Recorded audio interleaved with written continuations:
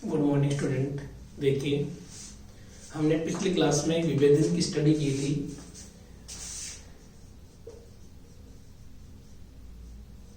विभेदन, जिसको हम इंग्लिश में डिफरेंशिएशन कहते हैं,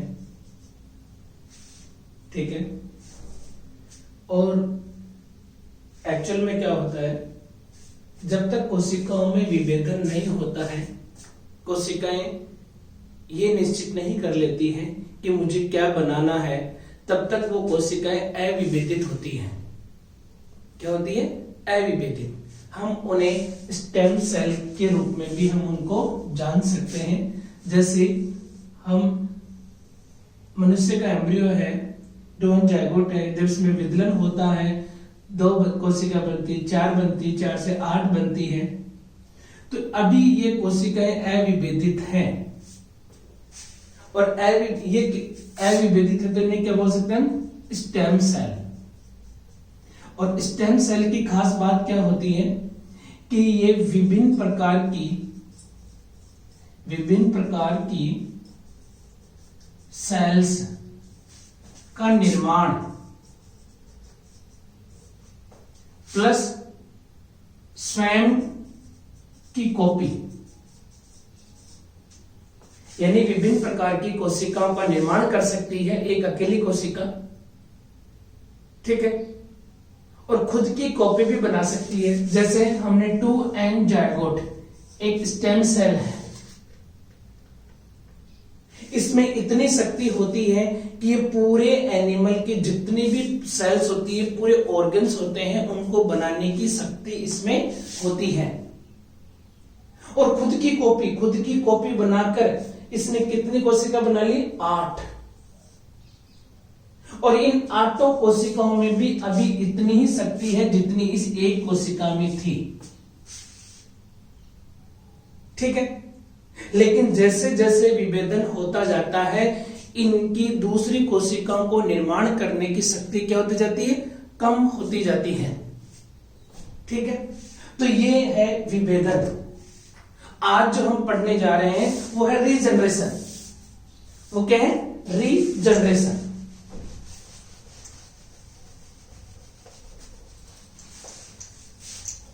पुनरुद्भवन।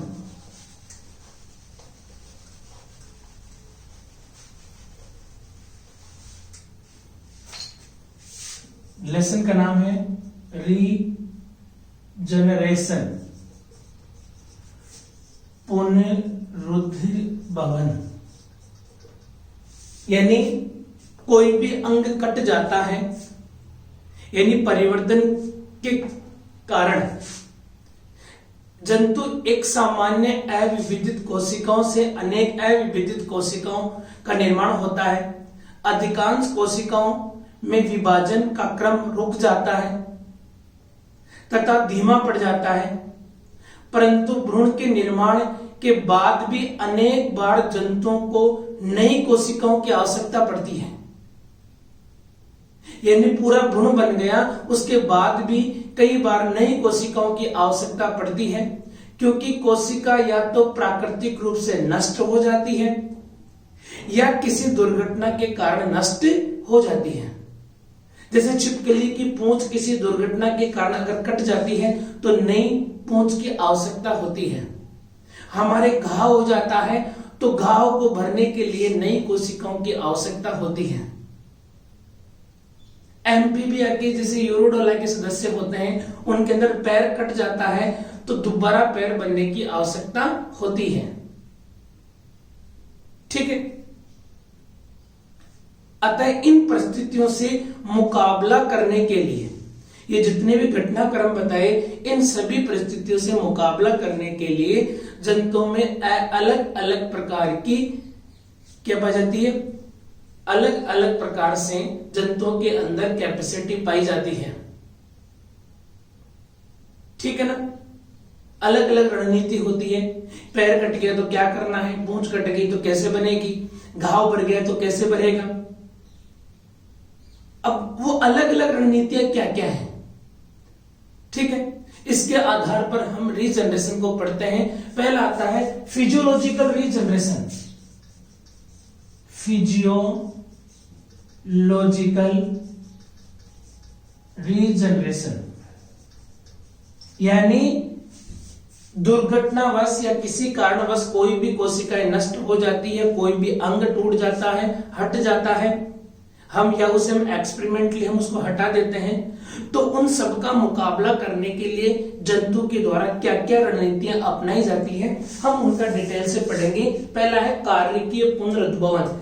एक मनुष्य के शरीर में आरबीसी, हमारे ब्लड के अंदर रेड ब्लड कार्पसल्स होती है, आरबीसी होती है, उनकी संख्या निश्चित होती है। उनकी संख्या क्या होती है? निश्चित होती है।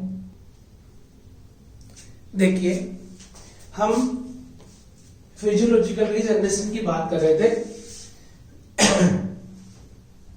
तो देखिए, मनुष्य के शरीर में अगर हम मनुष्य की बात करें तो फिजियोलॉजिकल रीजनरेशन क्या होता है? कार्य की रीजनरेशन, हमारे शरीर में आरबीसी की संख्या निश्चित रहती है, लेकिन आरबीसी की जो उम्र होती है वो फिक्स होती है 120 डेज की, 120 डेज की, 120 दिन की।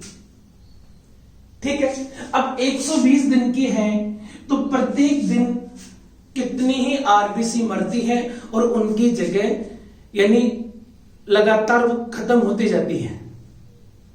ठीक है, यानी आरबीसी केंद्रक विहीन होती है और उनका जीवन सीमित होता है, केंद्रक नहीं है तो उनके अंदर यानी डिवीजन करने की क्षमता नहीं होती है।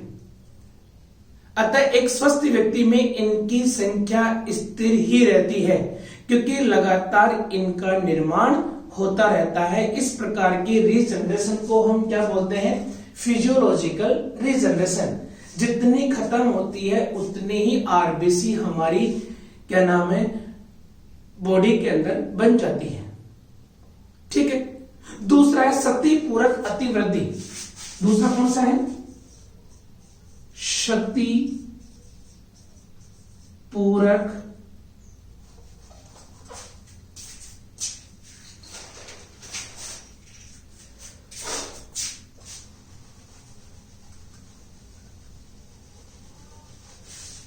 दूसरा कौन सा है? सती पूरक अतिवृद्धि। और सती पूरक अतिवृद्धि का मतलब क्या हो गया? इसे इंग्लिश में बोलते हैं कंपनसेटरी हाइपरट्रोफी। कंपनसेटरी हाइपरट्रोफी से बोलते हैं यानी अनेक बार स्तनियों की यानी अनेक बार क्या होता है हानियों की भरपाई अलग तरीके से की जाती है। ठीक है, जैसे स्तनियों में 2 किडनी होती है। कितनी किडनी होती है? 2 किडनी होती है। स्तनधारियों में 2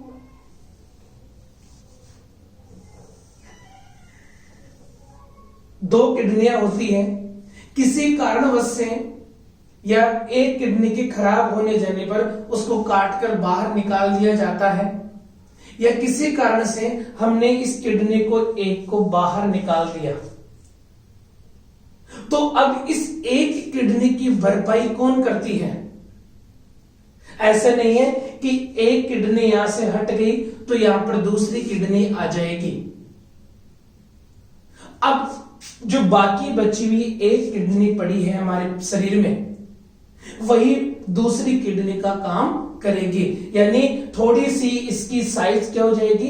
बढ़ जाएगी और पूरा कार्य ये एक किडनी ही करेगी। सती होने के बाद में अति वृद्धि हो जाती है बाकी बचे हुए ऑर्गन के अंदर। ठीक है, तो बाकी बची हुई जो किडनी होती है उसकी कार्य क्षमता प्लस उसकी साइज थोड़ी सी बढ़ जाती है। हम उसको किसकी श्रेणी में मानते हैं? शक्ति पूरक अतिवृद्धि में। ये एक रणनीति है हमारे शरीर के द्वारा जो हमारा शरीर ऑटोमेटिकली क्या कर लेता है? इसको संभाल लेता है, इस शक्ति को पूर्ति कर लेता है। तीसरा जो प्रकार है, तीसरा जो रणनीति है वो है क्या नाम है? पुनः स्थापक, रिपरेटिव रीजनरेशन, पुनः स्थापक। तीसरा पुनः पुनर्स्थापक, और यही वास्तविक में रीजनरेशन होता है। यही वास्तव में रीजनरेशन है।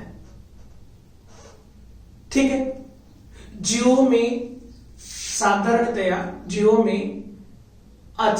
साधारणतया चोट लगने पर घाव बन जाता है। ठीक है। और घाव के पुनः भर जाने को और छिपकली में पूंछ के कट जाने पर वापस छिपकली की पूंछ के आ जाने को, ठीक है, तो उसे हम क्या बोलते हैं? पुनः स्थापक। क्या बोलते हैं उसको? पुनः स्थापक की श्रेणी में हम उसको रखते हैं। ठीक है ना। इसका मतलब क्या हो गया? जैसे छिपकली की पूंछ कट गई, ये छिपकली की पूंछ कट गई। अब छिपकली की पूंछ के कटने के बाद में यहां पर दूसरी पूंछ आ जाएगी। ठीक है। तो हम उसे क्या बोलते हैं? पुनः स्थापक। या क्या होता है? देखो इसमें क्या होता है, हम स्तनियों की बात करें, मैमल्स की अगर बात करते हैं, मनुष्य की बात करते हैं, तो मनुष्य में अंगुली के कट जाने पर अंगुली दोबारा नहीं बनती है। हमारे में रीजनरेशन की जो क्षमता होती है सिर्फ घाव के भरने तक ही होती है, वाउंड हीलिंग। यानी घाव हो गया तो वहां पर रीजनरेशन होगा और वो घाव भर जाएगा। अतः रीजनरेशन क्या होता है? एक्चुअल में रीजनरेशन की किसी भी, अतः हम कह सकते हैं कि जीव के टूटे हुए ऑर्गन या टिश्यू की पुनः प्राप्ति या मरम्मत ही पुनः स्थापक रीजनरेशन कहलाती है। ये तो हो गई हमारी रणनीतियां। 3 रणनीतियों के द्वारा खोए हुए अंग, खोए हुए पार्ट या खोई हुई कोशिका को पुनः प्राप्त कर सकते हैं। फिजियोलॉजिकल रीजनरेशन में मैंने आरबीसी का एग्जांपल दिया था। किसका एग्जांपल दिया है? आरबीसी की। प्रत्येक दिन कितनी ही आरबीसी खत्म होती है, लेकिन उनकी जगह नई आरबीसी ले लेती है। ठीक है। सती पूरक अतिवृद्धि में मैंने किडनी का एग्जांपल आपको दिया है कि किस प्रकार से एक किडनी के कट जाने पर या एक किडनी के नष्ट हो जाने पर जो बाकी बची हुई किडनी होती है वही उसका कार्य करती है। ऐसे नहीं है कि उस किडनी के कट जाने पर दूसरी किडनी आकर वहां पर स्थापित हो जाएगी। तीसरा मैंने बताया पुनः स्थापक, अर्थात किसी भी अंग के कट जाने पर उसी अंग की पुनः प्राप्ति हो जाती है। मनुष्य के अंदर इस प्रकार की रणनीति सिर्फ घाव भरने तक है, जबकि छिपकली में अगर छिपकली की पूंछ कट जाती है तो छिपकली की पूंछ वापस बन जाती है। इसी तरह से यूरोडोला के सदस्य हैं, उनके अंदर जैसे एम्फीबिया यूरोडोला में है, उनकी अगर टांग कट जाती है या फोर लिम्ब या हाइंड लिम्ब में से कोई सी भी कट जाती है तो वापस उसका निर्माण हो जाता है। ठीक है। अब पढ़ेंगे हम टाइप्स ऑफ रीजनरेशन। रीजनरेशन कितने प्रकार का होता है, ये वास्तविक रीजनरेशन है वो कितने प्रकार का होता है। ठीक है। विभिन्न प्राणियों में रीजनरेशन भिन्न भिन्न प्रकार से होता है। अतः कशेरुकी और अकशेरुकी में रीजनरेशन अनेक प्रकार से पाया जाता है। पहला है एपीमॉर्फोसिस। रीजनरेशन का अगर हम प्रकार पढ़ते हैं, फर्स्ट है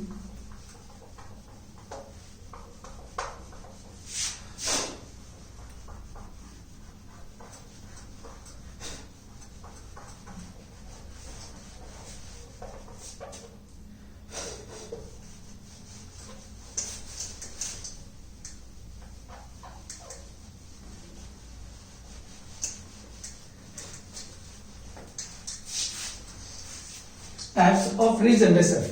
रीजनरेशन के प्रकार के अंदर देखिए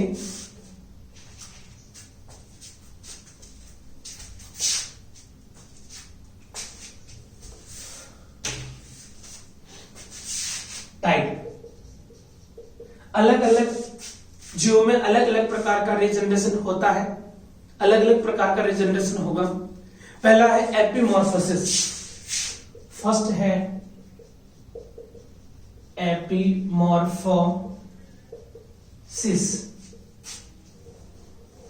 एपीमॉर्फोसिस प्रकार का रीजनरेशन। सैलामेंडर जैसे प्राणी होते हैं उनके शरीर का कोई भी टूटा हुआ भाग छिपकली की पूंछ को काटने पर वह पुनः प्राप्त हो जाती है, परंतु शरीर के टूटे हुए भाग से संपूर्ण जंतु का निर्माण नहीं होता। जैसे छिपकली है, ठीक है, छिपकली के इस भाग को हमने काट दिया और काटने के बाद में ये छिपकली का ये भाग पड़ गया नीचे। अब एक्चुअल में क्या होता है, छिपकली का ये भाग तो वापस बन जाता है यहां पे,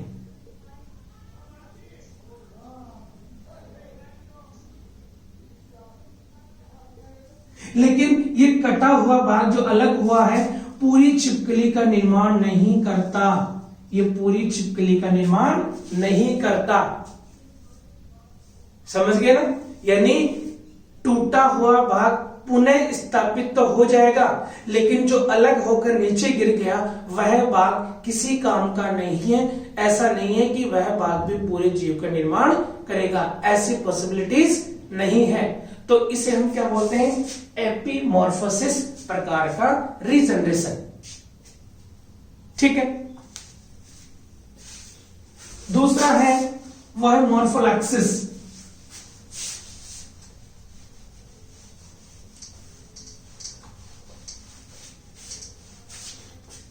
दूसरा कौन सा है, मॉर्फोलैक्सिस, ठीक है।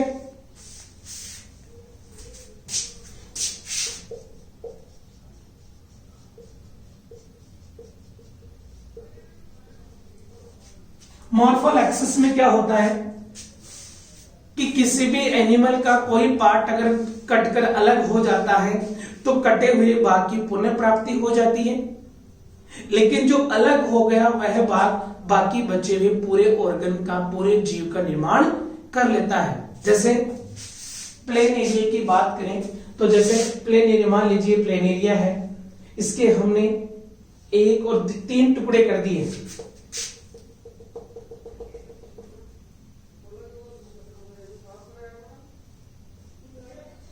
ये 3 भागों में हमने 2 जगह से इसको कट कर दिया, 3 भाग बन गए। एक भाग ये है बना ऊपर वाला, ये क्या करेगा, कटा हुआ भाग बाकी के नीचे वाले 2 भागों का निर्माण कर लेगा। जबकि बीच वाला भाग, जैसे ये बीच वाला भाग है,